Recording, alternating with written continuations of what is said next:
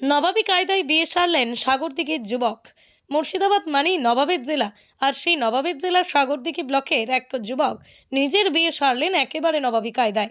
নবাবী আমলে দেখা যেত বাংলার নবাবরা ঘোড়া সাজিয়ে নববধূকে বিয়ে করার উদ্দেশ্যে যাত্রা করতেন দূর দূরান্তে, আর সেই মনোহর দৃশ্য দেখে মুগ্ধ হতেন তৎকালীন আপামর জনসাধারণ। কালের নিয়মে যানবাহনের পরিবর্তন হয়েছে, ঘোড়া থেকে ইঞ্জিন চালিত চারচাকায় রূপান্তরিত হয়েছে, কিন্তু নবাবী আমলের সেই ঐতিহ্যবাহী ঘোড়ার গাড়ির জনপ্রিয়তা বা আভিজাত্যকে কখনোই টেক্কা দিতে পারেনি হাল আমলের চারচাকা গাড়ি। আর ঠিক সেভাবেই আভিজাত্য পরিপূর্ণ ঘোড়া গাড়ি করেই নবাবী বিয়ে সারলেন নবাব শরীফ। জানা যায়, পেশায় ব্যবসায়ী ওই যুবক নবাবদের জীবনযাপনের অনুপ্রাণিত হয়ে নববধূ উম্মে সালমাকে বিয়ে বন্ধনে আবদ্ধ করতে ঘোড়া গাড়ি করে পাড়ি দেন ওই ব্লকেরই কাবিলপুর গ্রামে। এদিকে ঘোড়ার গাড়িতে বিয়ে যাচ্ছে দেখে রাস্তায় দুই পাশেই ভিড়